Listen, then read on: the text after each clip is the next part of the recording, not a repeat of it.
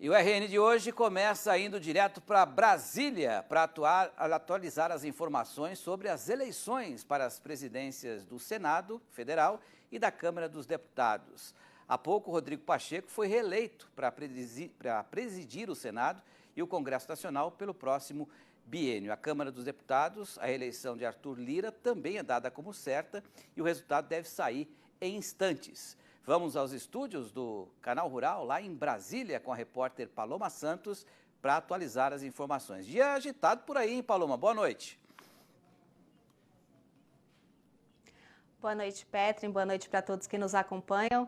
Oi, como, viu, Petrin? Dia muito agitado mesmo, né? Pela manhã a gente teve a posse dos parlamentares, né, lá na Câmara dos Deputados. No início da tarde, no Senado, né, na Câmara os 513, no Senado os 27 novos parlamentares. E como você já adiantou aí pra gente no início do jornal, no Senado a gente já teve resultado, né, das votações, da votação para a presidência da Casa, né? Lá na Câmara ainda está acontecendo, mas no Senado o vitorioso foi o presidente atual, né, reeleito, Rodrigo Pacheco, com 49 votos contra 32 do senador Marinho, né, que dividiu aí, fez essa disputa com ele, aí a gente já conseguiu acompanhar durante a tarde de hoje. Com o apoio da maioria dos partidos do presidente Lula, ele derrotou, né, o Rogério Marinho, que é do PL do Rio Grande do Norte, e é ex-ministro do ex-presidente Jair Bolsonaro. A gente tinha inicialmente, Petrin, 3 candidatos, né? Além de Pacheco e Marinho, a gente tinha o deputado Eduardo Girão, que retirou a candidatura na tarde de hoje, aí, nos 45 do segundo tempo mesmo, e declarou o apoio a Marinho, tentando fortalecer a oposição, o que deixou a disputa mais acirrada. O Pacheco discursou agora há pouco, né, depois do encerramento da eleição, né, da constatação da vitória, e ele falou bastante, Petri, sobre a pacificação na política e no país, também disse que a Casa vai ser colaborativa com o governo Lula para viabilizar medidas que permitam a volta do crescimento do país, né, do crescimento econômico e da infraestrutura nacional. Ele falou também que o Congresso vai continuar criando leis para proteger as minorias, citou aí as mulheres, citou também a questão do racismo e falou que a gestão dele vai ter um compromisso com o desenvolvimento sustentável do país, com o crescimento econômico e também com o combate à fome, à miséria e à responsabilidade ambiental. Mais cedo no plenário, Petrin, antes mesmo da reeleição, ele fez um discurso falando sobre os feitos dele à frente da Casa Legislativa. Vamos conferir um trechinho? E é bom que a sociedade brasileira saiba que muitas das iniciativas para assistir a população brasileira através de auxílio emergencial, Auxílio Brasil, programa de apoio às pequenas e microempresas, programa de apoio ao setor de eventos, diversos projetos de assistência social foram concebidos no Senado Federal. Um Senado absolutamente colaborativo com o governo federal e ouso desafiar algum integrante do governo anterior de dizer um só motivo que pudesse fazer com que caracterizasse a presidência do Senado como uma presidência hostil ao governo federal. Muitos projetos foram aprovados e aqui digo, com toda a segurança, o biênio mais produtivo da história do Senado nos últimos 30 anos. E repito, cooperativo com o governo federal, porque inúmeras matérias de interesse do governo foram aqui apreciadas, inclusive no ano de 2022, às vésperas de um processo eleitoral em que tivemos o comprometimento com a sociedade brasileira de aumentar o Auxílio Brasil de R$ 400 para R$ 600, de reduzir o preço dos combustíveis, sacrificando estados a favor da sociedade brasileira, arquivando CPIs que contaminariam o processo eleitoral, que eram tidas como uma pauta nociva e de enfrentamento ao governo. Tivemos, senhores senadores e senhoras senadoras, responsabilidade. E na Câmara, Petrin, a votação ainda não terminou. O presidente atual, né, da Casa, Arthur Lira, do PP de Alagoas, está com a reeleição praticamente encaminhada. Isso porque ele tem o apoio tanto do governo atual, né, do governo Lula, quanto dos apoiadores do ex-presidente Jair Bolsonaro. O bloco que apoia o presidente Lira está incluindo 20 partidos e 496 dos 513 deputados, ou seja, a grande maioria. Só ficaram de fora mesmo desse apoio aí, desse blocão, como está sendo chamado, a Federação PSOL e o Novo. A expectativa é que Arthur Lira consiga uma votação recorde já no primeiro turno, embora Chico Alencar e Marcel Van Hatten também sejam candidatos. Essa votação é secreta, ela é feita pelo sistema eletrônico da Câmara, foram instaladas 12 urnas eletrônicas para que essa votação aconteça, e vence em primeiro turno quem conseguiu o apoio da maioria absoluta. Se não acontecer, segue para segundo turno. Nas duas casas a votação é feita diferente, Petri. Na Câmara a gente tem a urna eletrônica, no Senado a gente tem a cédula de papel. E na Câmara eles fazem os 11 votos, né, ali de uma vez. No Senado não. Primeiro tem a votação para presidente e depois para a mesa diretora, né? Se não tiver acordo hoje lá no Senado para a mesa diretora, aí a votação continua, segue uma outra sessão amanhã, que está marcada para as 10 horas da manhã. E a gente teve hoje também, Petri, um outro evento importante lá no Supremo Tribunal Federal, que foi a abertura do ano judiciário. O presidente Lula participou desse evento. A gente preparou um material para vocês acompanharem e conferirem como é que foi lá. Na abertura da solenidade, a presidente do Supremo Tribunal Federal, ministra Rosa Weber, repudiou a invasão aos prédios dos três poderes em Brasília e afirmou que o regime democrático permanece inabalado. Não destruíram o espírito da democracia.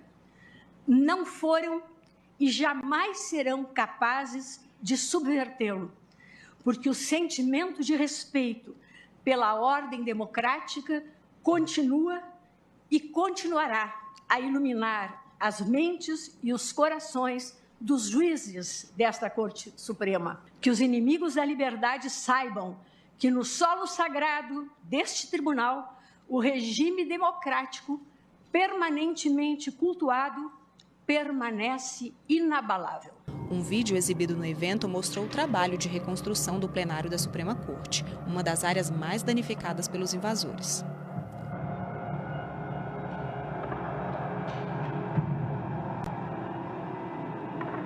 No discurso, o presidente Lula assegurou que seu governo irá trabalhar em harmonia e respeito com o judiciário. Tenho a certeza de que, assim como em meus dois mandatos anteriores, a relação entre o Executivo Federal e a Suprema Corte e o Poder Judiciário, como um todo, terá como alicerce o respeito institucional. O povo brasileiro não quer conflitos entre as instituições, não quer agressões, intimidações, nem o silêncio dos poderes constituídos. O povo brasileiro quer e precisa, isto sim, de muito trabalho, dedicação e esforços dos três poderes no sentido de reconstruir o Brasil. A cerimônia também foi acompanhada por outras autoridades, como o vice-presidente Geraldo Alckmin, o procurador-geral da República, Augusto Aras, o ex-presidente José Sarney e o presidente do Congresso Nacional, Rodrigo Pacheco.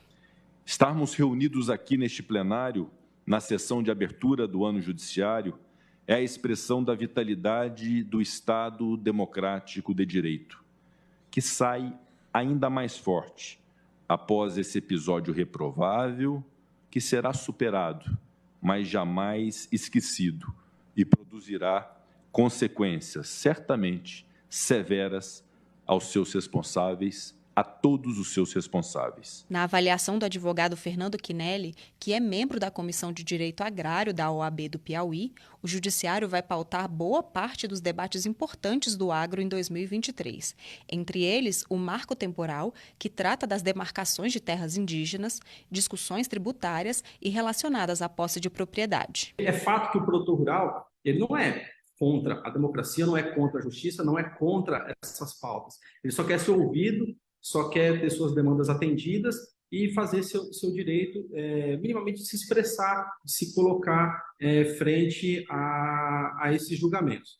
O especialista defende uma aproximação do Supremo com o setor agropecuário, principalmente por meio do Legislativo e das instituições que representam o setor. O agro acredita, sim, no judiciário, o agro respeita as decisões, porém, tudo tem que ser dialogado, tudo tem que ser bem discutido, apesar da grande deferência que se tem com os ministros, em especial do STJ e do STF, é fato que nem todos deles conhecem a realidade do campo, da porteira para dentro. Bom, Petri, o dia realmente muito agitado por aqui. A votação lá na Câmara continua, a gente vai continuar acompanhando também. Qualquer novidade a gente volta, mas a expectativa é de que Arthur Lira realmente seja reeleito e com votação recorde, viu? A expectativa é que ele seja o presidente da Câmara mais votado da história. Vamos acompanhar para ver se isso se confirma mesmo. É isso. Perfeito, Paloma. Obrigado pelas informações aí direto de Brasília, que você continue acompanhando as informações. Bom, e aqui com a gente para comentar esse desenrolar dos fatos hoje em Brasília, o cientista político e diretor da Dominium Consultoria, o Leandro Gabiati. O Gabiati já está aqui com a gente. Boa noite, Gabiati. Como é que você viu essa reeleição, tanto do Lira, né, provavelmente, deve se confirmar, né, na Câmara, e do Rodrigo Pacheco já confirmado? É uma boa notícia para o governo Lula em termos de governabilidade ou não? Grande Petri, tudo bem? Boa noite para todos. Acho que, apesar de termos um vitorioso e um derrotado, há boas notícias para os dois lados. Por que isso aqui? Primeiro, como você bem menciona, o governo atuou como devia atuar, se engajando na disputa pela presidência do Senado para evitar justamente que a casa fosse comandada por um oposicionista. Ou seja, o governo não tinha margem de erro, tinha que garantir de uma forma ou de outra para justamente dar sustentabilidade política ao governo, garantir a vitória de Pacheco. Entrou em campo nessas últimas horas, principalmente, quando se criou essa onda pró-Marinho, né? O governo acabou entrando em campo, fazendo várias reuniões, madrugada dentro, inclusive, e conseguiu angariar os votos necessários. Acho que foi uma boa votação do Pacheco, se falava em 43, 44 votos, uma votação bem acirrada. Isso aí, de alguma forma, daria a vitória ao Pacheco, mas enfraqueceria um pouco a posição dele como presidente, justamente por essa vitória apertada. Então, Pacheco, com 49 votos, sai fortalecido e, logicamente, junto com o Pacheco, o governo que dá um bom sinal para o que vem a partir de agora, né? E eu falei de uma boa notícia também para a oposição. Por quê?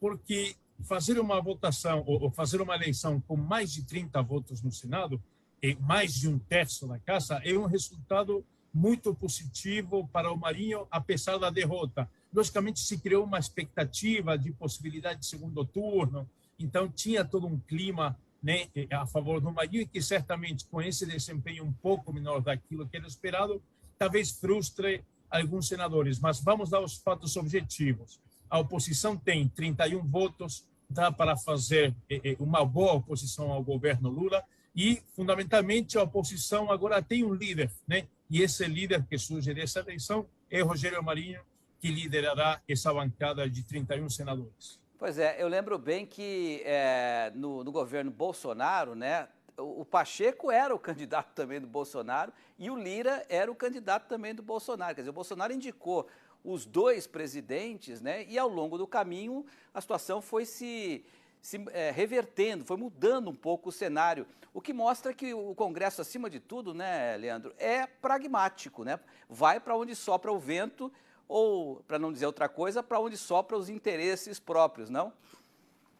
Exatamente, você mencionava bem essa lembrança de 2019. Acho que a situação na Câmara se parece um pouco, porque, vamos lá, o Lira nunca foi, aliás, né, não foi, de fato, o candidato do governo Bolsonaro em 2019. O governo Bolsonaro apoiou porque não tinha, de fato, número suficiente para ter uma candidatura própria ou força política própria para sustentar um candidato. É exatamente o que acontece hoje com o governo Lula, ou seja, certamente o governo teria interesse em ter um candidato próprio, provavelmente, né, vindo do PT ou de algum partido aliado, mas essa figura hoje não existe. E, fundamentalmente, por que não existe? Porque o Lira conseguiu construir e congregar forças políticas como poucas vezes se viu na Câmara. Está se falando hoje de uma votação recorde né, para uma eleição de presidente. Válido lembrar, o deputado João Paulo Cunha, do PT, no início do governo Lula, ele se elegeu com 434 votos. Estamos aqui falando talvez de mais de 450 votos a favor do Lira. O que é importante para o governo aqui em relação a essa eleição certa do Lira? É que o Lira, apesar... Pois não. Posso só te interromper um pouquinho, porque o Pacheco está falando nesse momento. Vamos ouvir um trechinho, depois eu volto contigo. Vamos ver. Naquilo que o Brasil verdadeiramente precisa resolver. Eu reputo que de tudo quanto há de importante para ser feito no Brasil, em relação a proposições legislativas, a reforma tributária, o novo arcabouço fiscal, o Código Eleitoral, a lei que disciplina as plataformas digitais, todos os marcos legais para se garantir estabilidade jurídica no país, há um ponto que deve merecer nosso destaque, deve merecer nossa atenção, em função de tudo que nós vivemos recentemente, que é a defesa do Estado de Direito e a defesa da democracia. Os últimos dois anos, não obstante tenhamos uma produtividade muito alta no Senado Federal, com a aprovação recorde desde os tempos da redemocratização no Senado Federal, o ponto alto foi a defesa da democracia. Não houve um só momento em que arroubos antidemocráticos não tenham merecido resposta à altura e pronta da presidência do Senado. Nós manifestamos a nossa confiança no sistema eleitoral, nas urnas eletrônicas, na justiça eleitoral e na justiça do nosso país como um todo. Estabelecemos uma boa relação com os poderes, aprovamos matérias de interesse do Poder Executivo, mantivemos a independência sem perder a harmonia. Mas em alguns momentos nós tivemos que fazer um enfrentamento em relação à defesa da democracia, a ponto de termos que votar uma lei de Estado de Direito em substituição à Lei de Segurança Nacional, que se mostrou providencial no momento em que as instituições foram ameaçadas e tentaram tomar de assalto a democracia brasileira. Pois é, Leandro, eu queria que você falasse um pouco sobre essa questão, porque o disco acho que já tá cansado de rodar nesse tema, né? E é preciso avançar nas pautas econômicas que o Brasil precisa, mais do que essa questão da democracia, tal. O que você acha dessa situação? Reforma tributária, reforma administrativa, redução de custos, a questão fiscal também. Eu queria que você falasse um pouco sobre isso. Petrin, exato. Ou seja, está na hora de a gente prestar atenção, nem superado esse momento de posse, de eleição importante, justamente para esse discurso pró-democracia que o Pacheco faz, mas o mais importante agora é o que vai acontecer. E justamente acho que o governo tem um cenário positivo na Câmara, porque Lira é alguém de diálogo, é alguém de política. Ele apoiou o Bolsonaro na eleição presidencial em outubro, mas não tem qualquer inconveniente em dialogar e negociar pautas com o Poder Executivo. Então, é justamente isso aí. O Lira tem essa postura de proatividade, de não deixar a pauta da Câmara parar. Ele já sinalizou que pretende priorizar a reforma tributária, que é justamente a pauta prioritária também do governo. Então, a gente vai ter um início de ano, um primeiro semestre bastante intenso, justamente nessas reformas, né? A reforma tributária, em primeiro lugar, fundamentalmente algo que vem gerando muita incerteza e que ainda o ministro da Economia, Haddad, não deu sinais, que é a formulação de um novo arcabouço fiscal. Acho que é uma matéria até mais importante, por enquanto, do que a reforma tributária, por incrível que pareça, porque diminuiria muito mais as incertezas que hoje a gente tem. Sem dúvida. Né? Então, por um lado, o Lira dialogando, aberto a negociar com o governo, e, por outro lado, agora a escolha, a eleição do Pacheco, que justamente cria essa sustentabilidade e dá um sinal muito positivo da capacidade que o governo pode ter para aprovar essas pautas econômicas. Perfeito. Leandro Gabiati, obrigado mais uma vez pela sua análise aqui, uma boa noite e até uma próxima. Abraço, Petrin. Valeu, um abraço.